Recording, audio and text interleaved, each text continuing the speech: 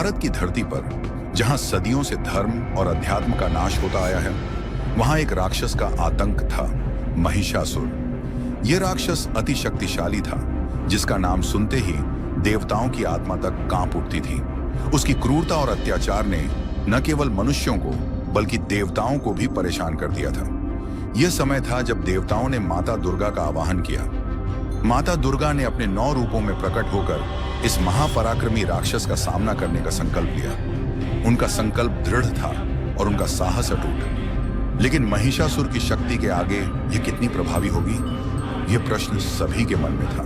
महिषासुर एक भयंकर राक्षस था जो अपनी शक्ति और बुद्धिमत्ता के लिए जाना जाता था। उसके पास असंख्य सिपाही थे जो उसकी बातों पर बिना किसी सवाल के चलने को तैयार रहते थे। उसने स्वर्ग पर आक्रमण किया और वहां के देवताओं को अपने साम्राज्य से निकाल दिया।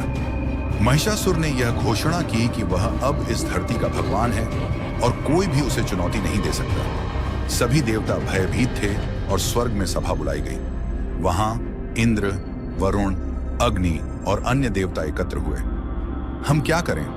इंद्र ने चिंता जताई। हमारी शक्ति महिषासुर के सामने बेकार है, हमें किसी का सहारा चाहिए। तभी सभी देवताओं ने माता दुर्गा की ओर देखा। वे जानते थे कि केवल वही देवी हैं जो महिषासुर का सामना कर सकती हैं। देवताओं की प्रार्थनाएं सुनकर माता दुर्गा प्रकट हुई।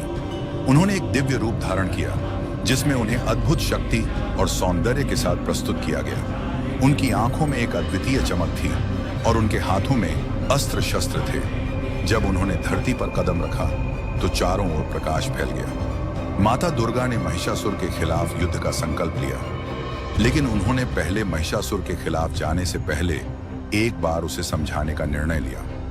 उन्होंने महिषासुर के दरबार में जाकर कहा, महिषासुर, तुमने जो अत्याचार किए हैं उनका अंत होना चाहिए। मैं तुम्हें एक मौका देती हूँ, अपने रास्ते बदल लो, नहीं तो परिणाम भयंकर होंगे।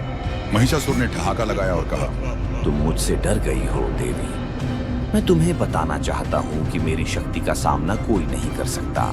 युद्ध का समय आ गया। माता दुर्गा ने अपने दिव्य अस्त्रों को ग्रहण किया और महिषासुर के साम्राज्य की ओर बढ़ी। महिषासुर ने अपने सिपाहियों को इकट्ठा किया और कहा, देखो, देवी दुर्गा आ रही है, हमें उन्हें हर हाल में रोकना होगा। महिषासुर ने अपने सभी राक्षसों को युद्ध के लिए तैयार किया। जैसे ही देवी दुर्गा ने महिषासुर के साम्राज्य की सीमाएं पार की, युद्ध की घंटी बज उठी। महिषासुर ने अपनी पूरी ताकत से हमला किया, लेकिन देवी ने अपनी चतुराई और साहस से सभी हमलों को नाकाम किया। उनके अस्त्रों ने दुश्मनों को हर दिशा से घेर लिया। यह युद्ध सिर्फ एक साधारण युद्ध नहीं था, यह अच्छाई और बुराई के बीच की लड़ाई थी। महिषासुर ने देखा कि उसकी सारी शक्ति बेकार हो रही है। देवी दुर्गा ने जब भी हमला किया, वह और अधिक शक्ति से उठ खड़ा हुआ। तुम मेरी शक्ति को नहीं समझती हो देवी, उसने गर्जना की। मैं अजर अमर हूँ। मेरे पास एक ऐसा रहस्य है जो मुझे कभी नहीं हराएगा। क्या रहस्य है तुम्हारे पास? माता दुर्गा ने पूछा। महिषासुर ने एक रहस्य का खुलासा किया। मैं हर बार नया रूप ले सकता हूँ, चाहे मैं सिंह का रूप धारण करूँ या भैंस का। मैं कभी हार नहीं मानूंगा। महिषासुर ने अपना रूप बदला और एक विशाल भैंस में बदल गया। उसकी आंखों में आग और क्रोध था। उसने देवी पर हमला किया, लेकिन माता दुर्गा ने अपनी शक्ति से उस पर काबू पाया। हर बार जब महिषासुर ने अपना रूप बदला, देवी ने भी अपनी शक्ति से उसके हर रूप को नष्ट किया। यह युद्ध लगातार तीव्रता पकड़ता गया। महिषासुर ने एक बार फिर से अपना रूप बदला। इस बार वह एक भयंकर सिंह में बदल गया। उसने गर्जना की और देवी पर झपट पड़ा, लेकिन देवी ने उसे अपने तीर से लक्ष्य बनाया। उनका तीर उसके सीने में धंस गया। महिषासुर के राक्षसी रूपों को नष्ट करते करते माता दुर्गा ने अपने अस्त्रों को और तीव्रता से चलाना शुरू कर दिया। तुम्हारी बुराई का अंत होना चाहिए महिषासुर, उन्होंने कहा। मैं तुम्हारी सभी शक्तियों को खत्म कर दूंगी। महिषासुर ने क्रोधित होकर कहा, तुम मुझे नहीं समझती देवी। मेरी शक्ति मांस और रक्त से नहीं, बल्कि मेरे विश्वास से आती है। तुम यदि मेरे विश्वास को तोड़ पाई तो मैं हार जाऊंगा। यह सुनकर माता दुर्गा ने सोचा, यह तो एक नया मोड़ है, मुझे उसे विश्वास से ही हराना होगा। माता दुर्गा ने अपनी योजना बनाई। उन्होंने महिषासुर से कहा, आओ हम एक अंतिम मुकाबला करें। यदि तुम हार गए तो मैं तुम्हारी बुराई का अंत कर दूंगी, और यदि तुम जीत गए तो तुम मुझे अपने साथ ले जा सकते हो। महिषासुर ने स्वीकृति दी और युद्ध की अंतिम घड़ी आई।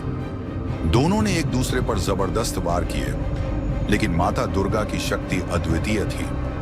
उन्होंने अपने तीर से महिषासुर को बुरी तरह से घायल कर दिया। महिषासुर ने हार मानने की बजाय क्रोध में आकर अपनी पूरी शक्ति को एकत्र किया। महिषासुर ने अपनी पूरी ताकत को एक बार और इकट्ठा किया। उसने गर्जना की और पूरी ताकत से माता दुर्गा पर हमला किया, लेकिन देवी ने अपनी शक्ति को और बढ़ाया और महिषासुर पर एक अंतिम वार किया। उनकी तलवार महिषासुर के सीने में धंस गई। महिषासुर ने एक हाहाकार मचाया और उसका शव भूमि पर गिर पड़ा। सभी देवता आकाश में देवी की विजय की महिमा गाने लगे। जय माता दी, उन्होंने गर्जना की। धरती पर शांति का संचार हो गया।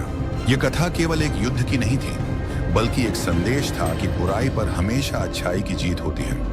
यह कहानी हमें सिखाती है कि महिलाओं का सम्मान करना चाहिए। देवी दुर्गा की शक्ति और साहस का प्रतीक है। जैसे ही देवी दुर्गा ने अपने अस्त्रों को समेटा, उन्होंने कहा, मैं हमेशा बुराई का सामना करूंगी। महिषासुर का अंत भले ही हुआ, लेकिन बुराई का अंत केवल तभी होगा जब हम अपने भीतर की अच्छाई को जगाएंगे। यह केवल एक धार्मिक कथा नहीं है, बल्कि एक प्रेरणा है जो हमें अच्छाई की ओर बढ़ने के लिए प्रेरित करती है। आशा है कि यह कहानी आपके लिए प्रेरणादायक साबित होगी। कहानी अच्छी लगी हो तो like, share, comment and subscribe करना ना भूलिए। जय मां दुर्गा।